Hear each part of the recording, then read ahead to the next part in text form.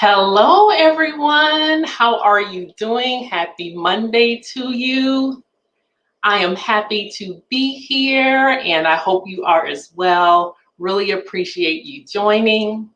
So, welcome to the lunchtime chat, and I am Dr. Crystal Porter. This is a live online broadcast platform dedicated to elevating the Black hair care industry and empowering consumers and hair professionals with education that is driven and backed by scientific research. So if you are here, I would like to see your name. Please put in your name and where you're from. That would be awesome. And then I want to also know exactly like who you are, so oftentimes we get on and you tell me who you are and where you're from, but I have no idea about your background. So if you can put like a 1 in the comment if you're a hair practitioner, put a 2 in the comment if you're a consumer, or if you're like me and you're a researcher or a scientist, you can put 3 in the comment and comment. So I want you to observe what is going on today's broadcast. And so there are 2 things I want you to put into the chat that's different. So if you can let me know what is different for today, put it in the chat.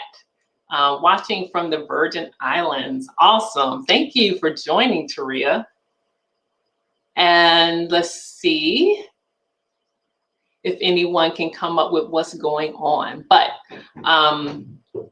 one thing that I want to talk about is pertaining to 2 of the issues that are going on. The first is kind of obvious because if you saw hey Nikisha, thank you so much. Let me know if you are a researcher or a scientist, put 3 in the comments, or if you're a hair practitioner, put a 1. If you're a consumer, put a 2. You notice my hair is out. Yes, my hair is out. And so that is something that I rarely do because I just prefer to wear it curly. Thanks for joining, Shannon. Really appreciate it. You are a hair practitioner. Awesome. Angela Ellington, awesome. Thanks for joining. You are a 3. You are a scientist. Thanks for joining. Yeah, so I have my hair blown out. And so I want to talk about that. And that actually segues into the other thing that you probably should have noticed, and that is I'm rolling solo today. And that is because my guest, life happens. And unfortunately, about 10 minutes ago, she reached out and she was like, I'm having internet problems. And, she has young sons. And of course, with remote learning, she has to take care of that. So I am okay with that because, yeah, family first. And we gonna roll with this. And I figured it'd be a great opportunity for me to share and then, take a pulse about what's going on in your life as well. Because of COVID, I have taken care of my hair more than I actually like to. Normally, I go to the stylist to get my hair cut.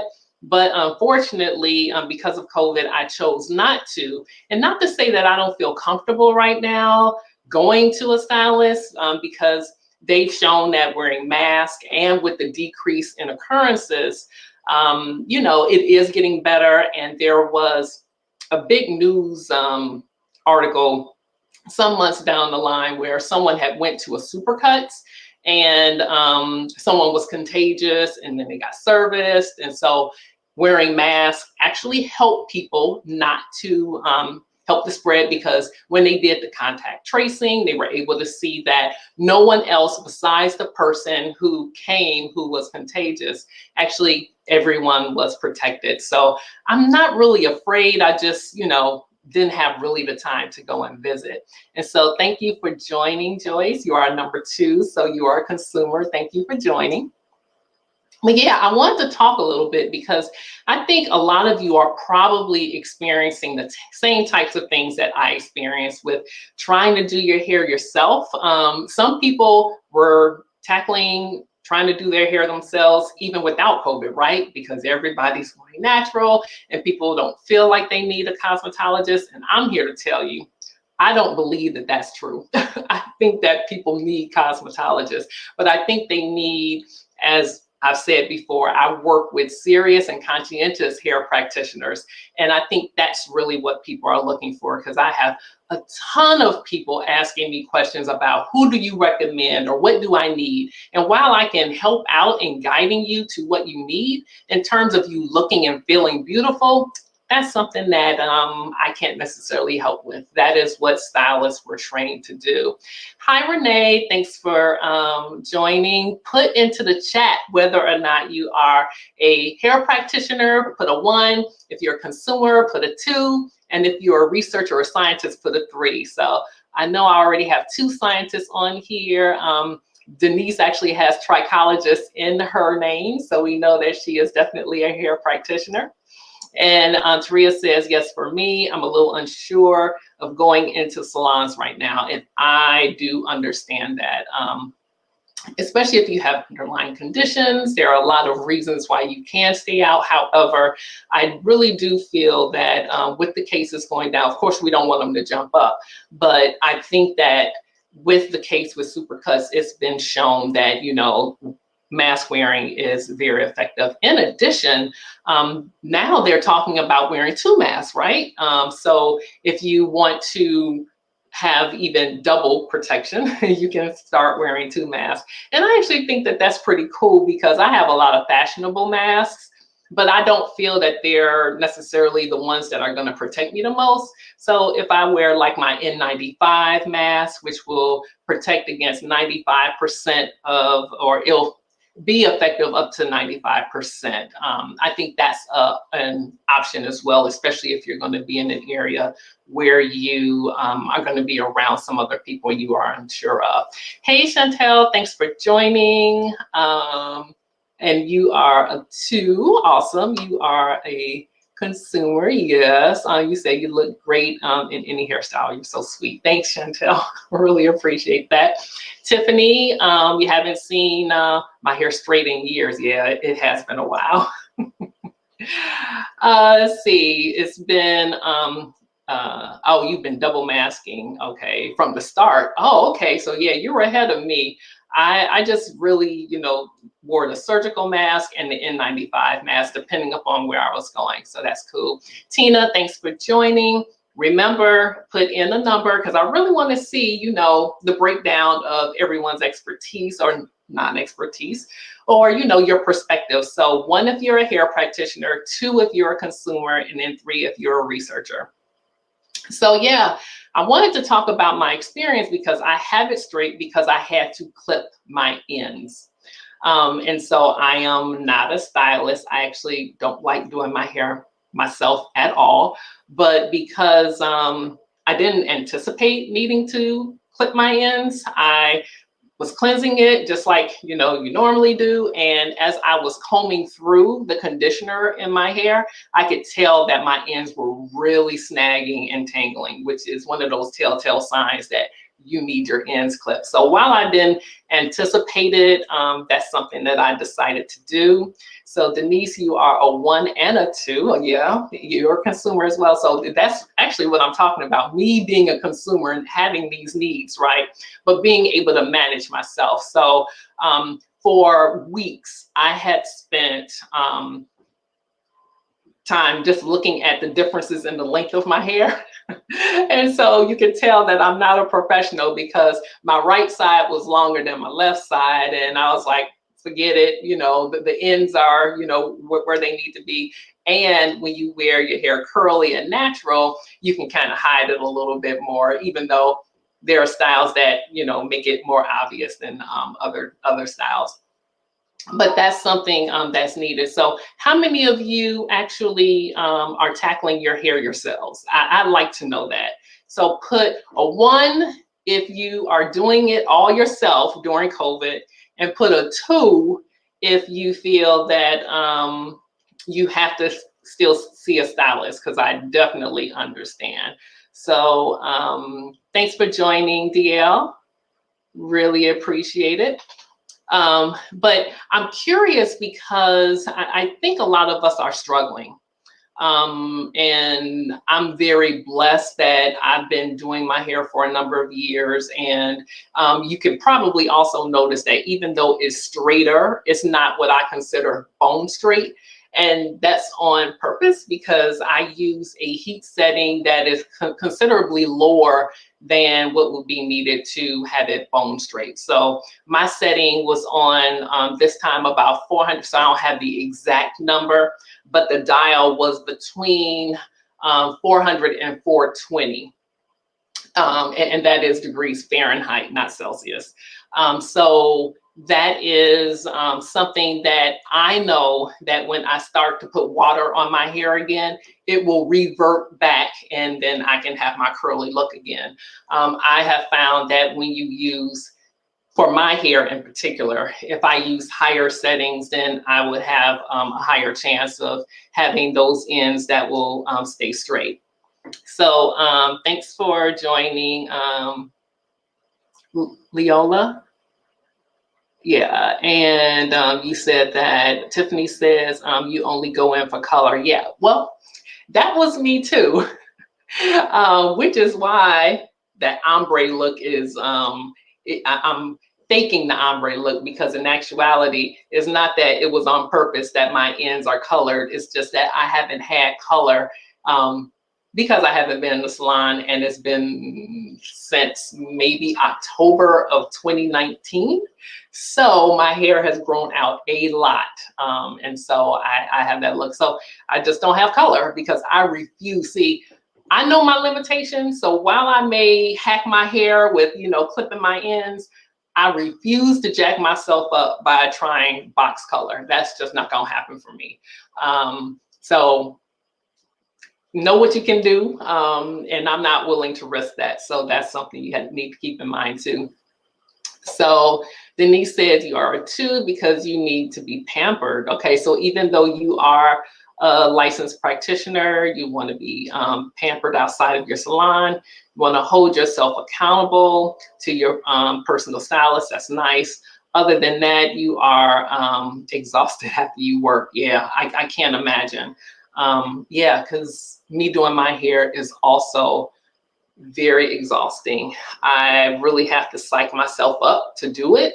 And I can't wait. I think 2021 is going to be the year when I get back in the salon that I'm just going to have someone else doing my hair because it's exhausting, even if you don't work as a hair practitioner doing hair all day. So let me attest, I feel the same.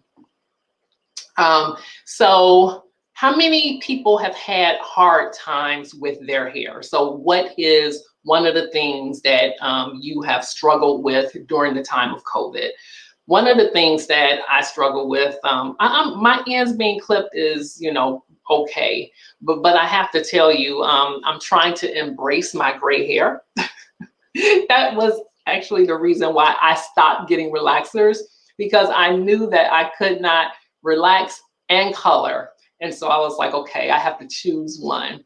So I chose hiding my grays. I'm very fortunate because I just have like a patch over in this area right here of gray hair. And then I have a few strands, you know, throughout my head. But that is one of the reasons why I decided to color my hair in the first place, because I was going to hide those grays. So as it's growing out, I'm trying to see if I want to grow it all the way out. And I'm not sure about that yet. I think I'm going to get color at least one more time. But I have to say, one of the things that I am enjoying with having my hair, the hair color grow out, is I see a big difference between the roots that have nothing and then the ends that are in pretty good condition, but they could be better. And so it's no surprise that when you get your hair treated, that it is going to be weaker compared to your natural hair. But I'm fortunate that the products that I use actually keep it in pretty good shape. So Dee says, same here. So I take it that you're coloring your hair just because you're fighting that gray look, which I understand. But at the same time, I've seen people whose hair is beautiful when it's gray, and there's nothing wrong with it. I just can't figure out how. Well, I'm just in denial. One thing that I did last week is I went to the optometrist because for over 5 years now, I've been saying that I had new eyes. And so, meaning that my eyesight isn't what it used to be. And so, yeah, I'm just in denial that my body is exhibiting its age. And, you know, I'm not really fond of that. So, it says, you know, my struggle with my gray hair. Oh yeah, I understand the struggle with the gray hair. You know what, it comes up as Facebook user, so I'm wondering who that is. So it makes it seem like I know who you are, but when it comes up as Facebook user, I'm not sure if I know exactly who you are, but your struggle with gray hair, I get it. Chantel says, stop coloring since the pandemic. Okay, so you are totally gray and still suffer from seborrheic dermatitis, which flares up even more in the winter. Ooh, yeah. You know what, Chantel, I'm glad you talked about seborrheic dermatitis. So I think we spoke on that when we were talking about dermatology with Dr. Victoria Barbosa. And I'm very fortunate that I've been able to control my seborrheic dermatitis because it is a freaking nightmare to have, you know, your hair or your scalp shedding into your hair and it comes up as sheets. So it's a freaking mess, right? But one of the things that I've noticed that really makes a difference, and people don't like hearing it, but it's the truth, washing more frequently actually helps. And so while I don't want to deal with my hair every week, when I increase the cleansing frequency to once a week and I use the medication as prescribed, it really, really helps. And over-the-counter stuff does not work for me. The other thing that I saw a difference in is switching from fluorocinamide. So fluorocinamide is a prescription medication for seborrheic dermatitis. So I switched from that to clobetasol. Oh my God, you talking about making a world of difference.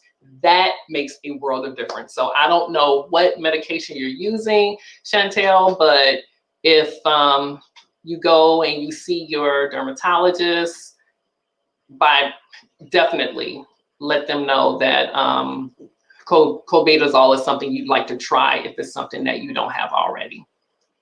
And let's see, DL said, no, not hair color. So let's see, you said you have to mentally prepare. Oh, so you're not coloring your hair. You were talking about mentally preparing for doing your hair. You haven't had color in years. Good for you. Yeah, I'm still battling. I'll see. Well, you guys will see whether or not I decide to get color again or not. But yeah, mentally preparing to do hair. And if I remember, Dee, you don't have like, so one big debate, huge debate, and my daughter mentions it all the time. Well, my oldest daughter does, and that is how people with curl types that are, I'll say, less curly than like type 4C, like me and my daughter. It's so funny because the perception of what you have to, the struggle or the level of difficulty in dealing with your hair, it really does change as a function of the curl degree. However, if you're used to dealing with type 4C hair, then you know how you have to be so gentle. Not to say that the struggle isn't similar in terms of what you have to deal with when you have a lesser degree of curl, because you're used to your own hair. So if it's difficult no matter what the curl is. But the level of difficulty in dealing with type 4C hair or hair that is, really curly, that is something. So Dee, I say that because I think your hair isn't type 4C. But I do understand the, mental challenge and making sure that you're like ready to do it, right? So Renee says, you've been embracing your grays being natural. Awesome. And so you have been wrapping yours due to the cold temperature. Oh, okay. So I'd be curious, because as a hair practitioner, what do you use to wrap your hair with? Because we oftentimes hear about different wraps, so satin or silk versus something that is cotton, right? I've even heard about, wearing like a t-shirt because you don't have the fibers that will peel or actually add additional friction. So some people wear t-shirts. So all of that interaction with hair. I'd be curious if you could share, Renee, what it is you're doing. So Andrea says, oh, it's Andrea, thank you for joining. Taria says you colored for a different look, not necessarily to hide the grays. Yeah, so being fashionable, that is like awesome, but I'm gonna be real transparent. It had nothing to do with fashion. But I do understand we all like versatility, and there are a lot of young women who don't have a single gray strand in their on their head, and they choose different colors because it is fashionable. Chantel says the struggle is real, and yes, I have to wash once a week or twice a week. Oh yeah, I do understand that. So I wonder though, how does that, so Chantel, when you talk about cleansing your hair more either once or 2 times a week, I'm curious about how you feel your hair is, or the hair quality. So do you think you're sacrificing hair quality because you're increasing your frequency? I'd like to know that. And so Sandy says, you've gone in twice for color since the pandemic. Okay, you have a lot of gray hair still and a lot of dark, so it doesn't look good. Oh, no, I understand that. But you know what? When people grow their hair out, that's something I think is totally acceptable. So I think we just feel self-conscious when we have the gray going in and we see, our ends are a darker color, but it's totally acceptable. And I've actually seen some beautiful transitions from, having the gray roots and having the dark ends. So I think it's probably something that you're feeling self-conscious about. Dee says yours is changing. Okay, it is morphed into I don't know what, but it works like no other. Okay, I think it's oh, that it used to be. Okay, so this webbing upon itself is more than a notion. I'd like to know what webbing is. I'm not sure I'm familiar with that term. So if you could talk about what webbing is, I would like to hear more about that. So Renee says you use first the silk scarf and then a regular nylon material, which stretches. Okay. Yeah, so I take it you probably double wrap your hair at night because sometimes the silk or satin slips off. I actually had that problem last night. When I have my hair straight, when I wrap it, a lot of times it just slides right on off. So that's why there are recommendations for you to also have a silk or satin pillowcase. So keep that in mind too, so I understand that. So Chantel says, since you're not in the office, you're wearing 2 French braids. Oh, okay, or flat twists under head wraps. Okay, I spend very little time styling my hair. That's great. Spending little time is perfect because you want to decrease that manipulation. So I can see that probably is better when you're having a cleansing frequency that is more than once a week. Yeah, I couldn't imagine doing it any other way. But yeah, so make sure I got, it says twice, oh goodness. Oh, so you were saying, so D, you were saying twice, but it webs like no other. So are you saying that the twice, okay, comb through and the coil strands intertwine into itself? Oh, yeah. Literally, low manipulation is key. Yeah, so I do understand. So tangling is what I'm thinking you're referring to. So yeah, when the hair tangles, it's a freaking nightmare. And there is this term that, and I don't know why it's called fairy knots, but a lot of people are talking about when your hair on the end actually, you know, tangles up and it forms a knot. They call it fairy knots. But yeah, it's inevitable, especially if you have type 4C hair. That hair is going to really curl at the end and it's going to knot up. And you have to manipulate it enough so that it doesn't tangle to form the knots. But at the same time, you have to be aware that there are some activities that will increase the chances of it tangling. For example, my husband hates it, but in the summertime, especially when it starts to get warm, he likes to let down the window.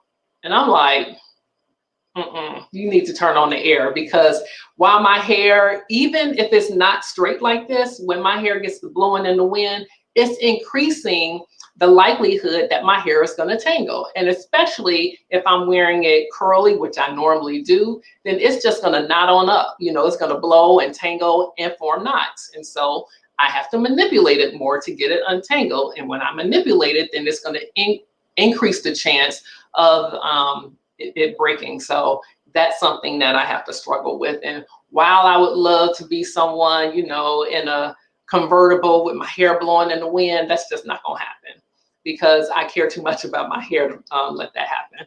You said AC, please. Yes, AC, please. All right. So let's see. D says, let me see. Yeah. So shampooing twice a week is a lot. Yeah.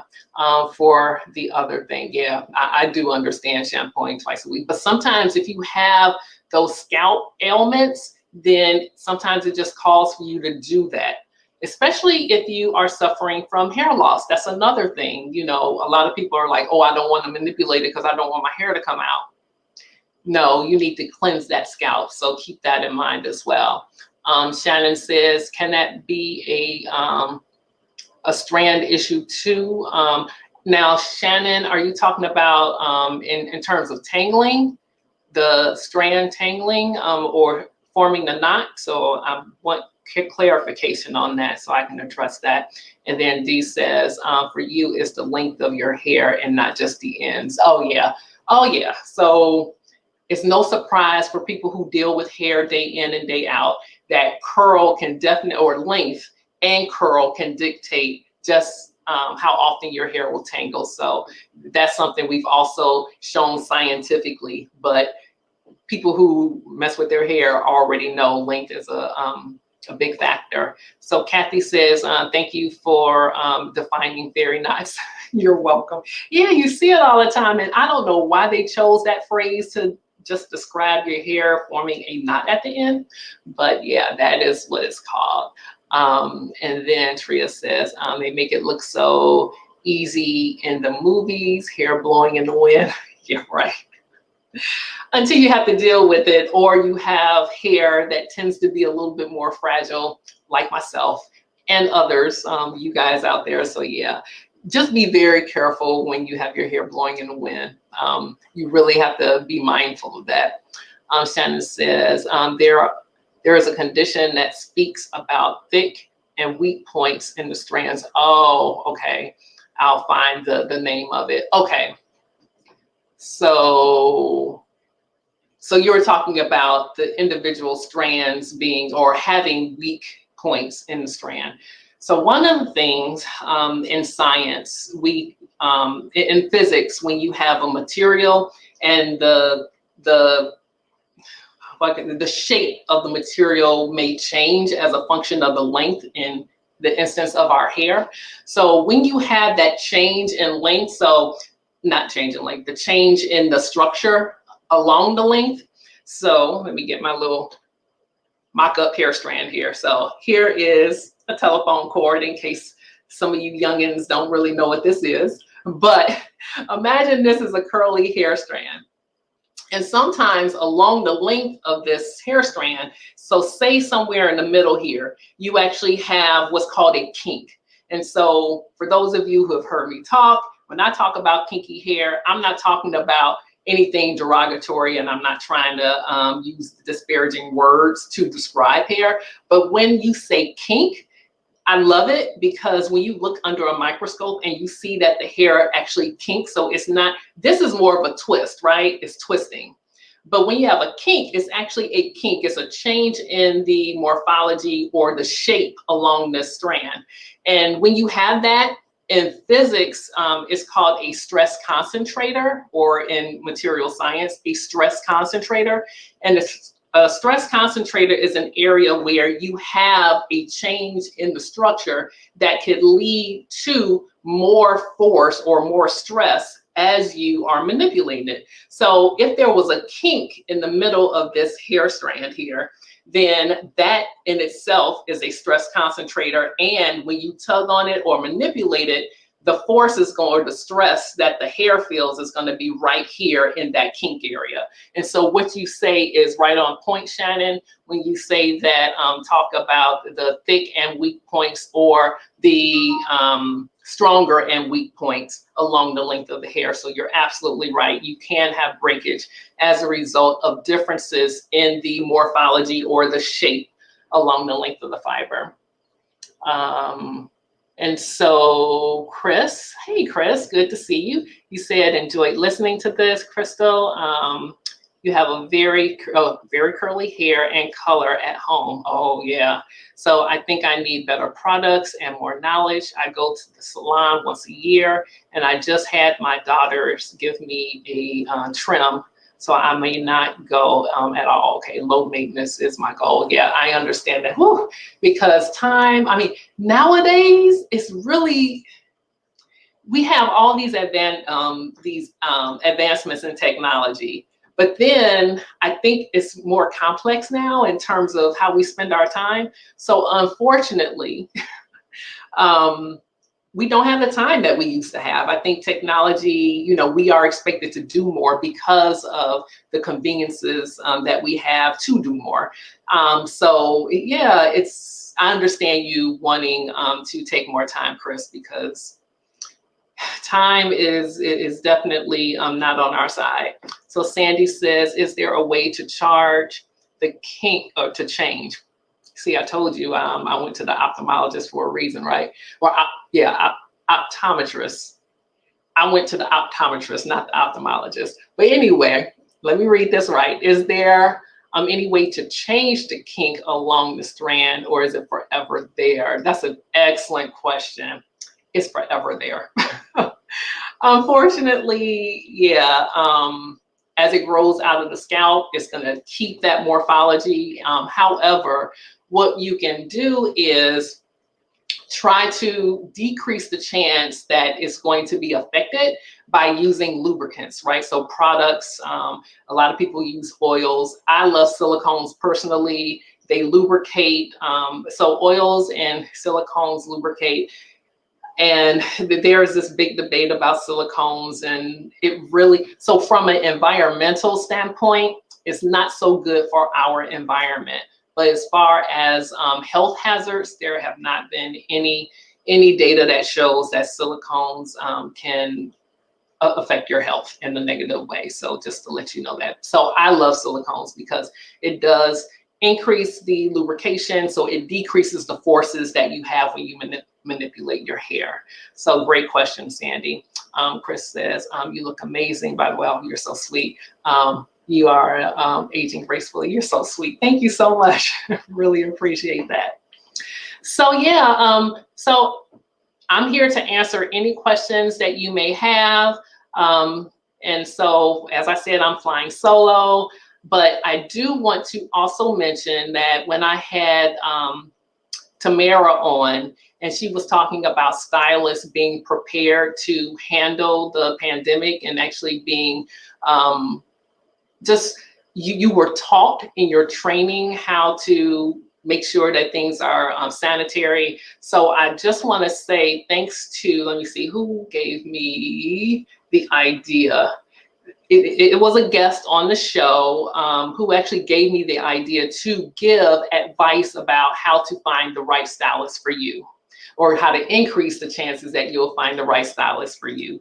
And so if you want that, let me know in the chat, because I do want to provide you with that resource, because I think it's extremely important that you get someone who is not only conscientious about making sure that they keep you safe, but also, you know, has been trained and have the wherewithal to be able to handle whatever you're going through. So let me know if you want that resource, because that's something that I did get. I think Natalie Johnson, now that I'm thinking about it, she's the one who asked the question whether or not I had such a resource. So if you want that resource, let me know.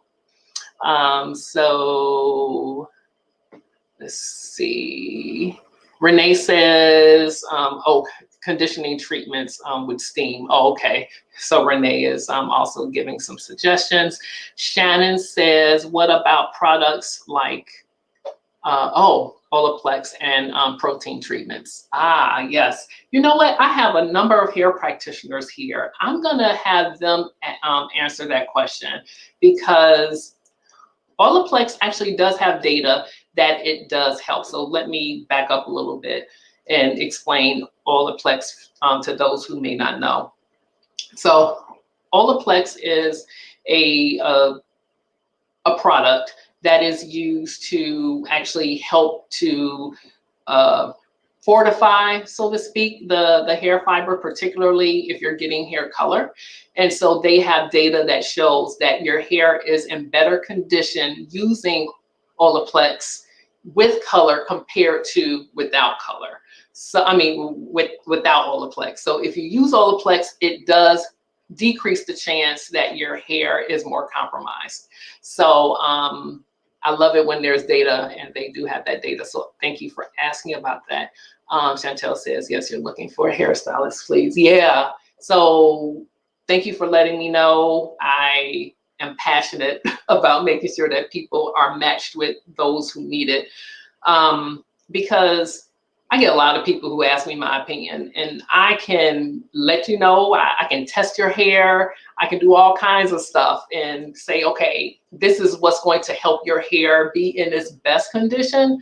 But what I find is that we are creatures of habit, and a lot of times, even though you may be given advice, it's hard to break those habits. I tell people, for example, I tell people all the time that it's not mandatory that you put oil on your scalp or grease your scalp, but it's something that we're used to doing. And so it's not necessary unless you have, you know, a dry scalp, meaning that, you know, it is not, so it shows up white or in not dandruff or not seborrheic dermatitis. So it's just a little dry. A lot of times we have sebum, right? And the sebum are the natural oils that come from our scalp. And so we all have sebum. Now, some of us don't have as much sebum as others. I think I'm actually an overproducer of sebum, but there are those who may not produce enough, and so they feel, okay, I do need to add more. But usually you have enough sebum and you don't need to put extra oil on your scalp. Sebum is best, according to D. You say you do backup Olaplex products. I want to know what a backup Olaplex product is. I'm not sure. So are you saying that you have a substitute, or are you saying that you use that, Renee? I'm just curious about that. So if you are like Chantel and you would like a stylist, let me know. Put that in the chat and I'll be sure to send someone, or you can schedule an appointment with my team, and they can give you a consultation and understand exactly what you're looking for.